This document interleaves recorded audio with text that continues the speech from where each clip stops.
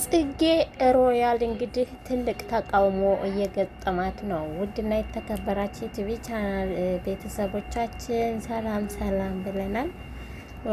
እንግዲህ ዛሬ ይዘንላችሁ የመጣ ነው አጀንዳ ስለሆነችው እና መነጋገሪያ ሆና በግማሹ ሰዎች ዘንድ ድጋፍን በግማሽ ሰዎች ዘንድ ደግሞ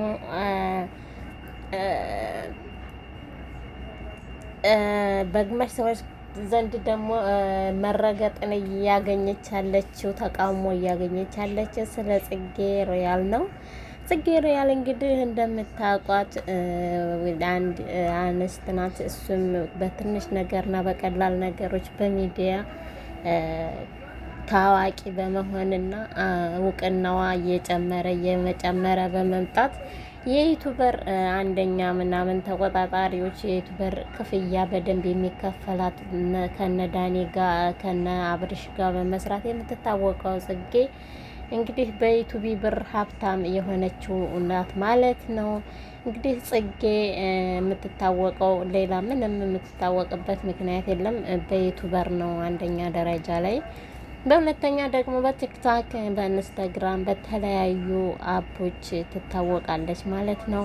እንግዲህ ጽጌ ጎበዝ ታታሪና ከአሁን በፊት ስለ ህይወት ታሪኳ ስትጠየቅ እህት ወንድሞቿን እሷ እንደምታስተዳድርና በእሷ ማስተዳደርና በእሷ እርዳታ እንደሆነ የምታኖራቸው የገለጸች ልጅ ብትሆንም እሷ ያው የተለየ የሆነ ተምራ ምን ብላ የያዘችው ስራ ኖሯት ሳይሆን በተለያዩ በስልክ ስራዎቿ ነው ማለት ነው። አንደኛ እንግዲህ ማስታወቂያ በመስራት ነው። ሁለተኛ ደግሞ እንደምታውቁት ዩቱበር ነው ማለት ነው። እና ከዩቱቢ በጣም ብዙ ገንዘብ እንደሚከፈላት እና እንዲሁም ካሁን በፊት አንድ ጊዜ የአንድ ወር ከ20 ቀን ምናምን የዩቱቢ ደመወዟ ወደ 700,000 የኢትዮጵያ ብር እንደሚሆን ነበር የተናገረችው ማለት ነው። እና ይሄ ማለት እንግዲህ ቀላል አይደለም።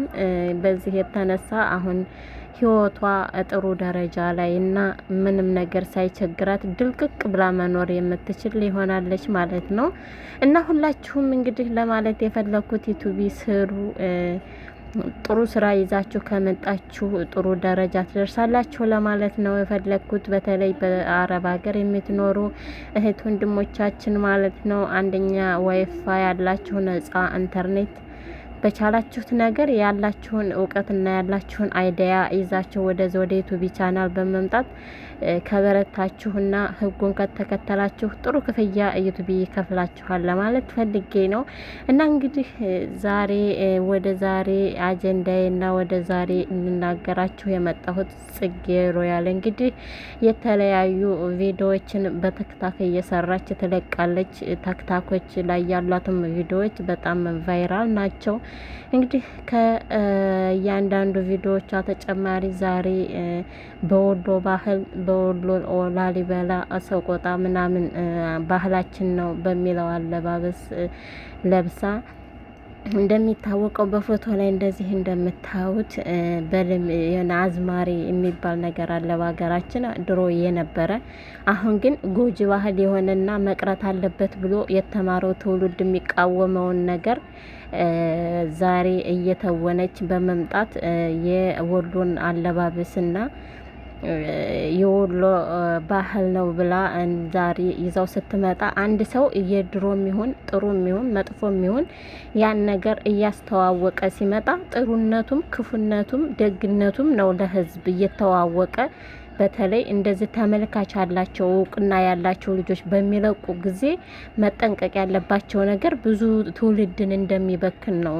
የሚለቁት ነገር ለብዙ ወጣቶች ለብዙ ትውልዱን ለሚያዩት በሙሉ እንደሚበክል መረዳት አለባቸውና ይህንን በመረዳት ጥሩ ያልሆነ ነገር ወደ ሚዲያ ማምጣት እንደሌለባቸው ልናስገነዝባቸው ግድ ይላል። ምክንያቱም አሁን ይሄ ነገር ጥሩ ጎን ቢኖረውና በወጣቶች ዘንድ የሚበረታታ በመጪው ትውልድ ዘንድ የሚበረታታ ነገር ቢሆን ችግር የለውም። ስለዚህ ይሄ ግን ጽጌ ሮያል ዛሬ ይዛ የመጣችው ነገር ለመጪው ትውልድ የማይጠቅም ለኛም የማይጠቅም ትውልድን የሚያበላሽና የሚያሳፍር አዝማሪ በር ላይ ቆሞ የሚለምን ይህ ነገር ምንም የሚበረታታበትና የሚደነቅበት ነገር የለም።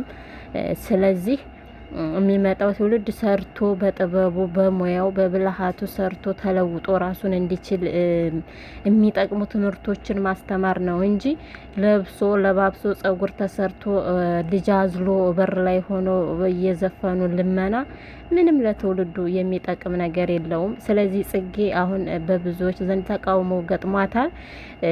እኔ የሚበጃት ቪዲዮውን በማጥፋት ህዝቡን ይቅርታ ብትጠይቅ የተሻለ ነው ብዬ ነው ምለው። ምክንያቱም ይህ ለህዝብ የሚጠቅመው ምንም ነገር የለም። አዝማሪነትና ለማኝነት ለሚመጣው ትውልድ ምንም አያስተምርምም፣ አይጠቅምምም፣ አያስደስትምም። ስለዚህ አጥፊው ጽጌ ካላጠፋሹ ግን ረገጣው በትክታክ ይቀጥላል ማለት ነው። በነ ጆከር ቤት አሁን እርገጣው እየተከታተልን ነው ማለት ነው። እየተረገጠች ነው። ስለዚህ ጽጌ ህዝቡን ይቅርታ ጠይቂ። ስራ ለምን የሚጠቅም ነገር የለውም። ህዝብን የሚያስተምር ነገር የለውም። አዝማሪነት ማለት ያው እንደዚህ በር ላይ ሄደሽ ቆመሽ ስትለምኒ ከውስጥ መጥተው ምናምን ደህና ቤት ያላቸው ሰዎች እንትን ሲሉሽ ይሄ ምንድነው የሚያስተምረው ነገር?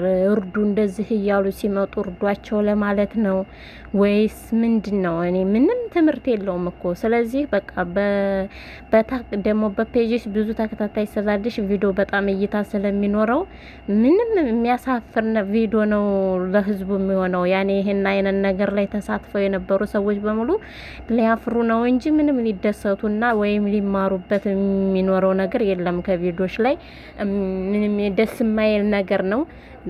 ልመና ሊበረታታ አይገባም። ስለዚህ በቃ ላሽ በይ፣ አጥፊው ይቅርታ ህዝቡን ጠይቂ። ይህንን ለማለት ነው እንግዲህ ዛሬ መጣ ነው። ቻናላችንን ላይክ እያደረጋችሁ ጽጌ ሮያል ህዝቡን ይቅርታ መጠየቅ አለብሽ በአስቸኳይ፣ አለዛ ትረገጫለሽ ማለት ነው። ሀሳባችሁ እናንተ መስጠት ትችላላችሁ።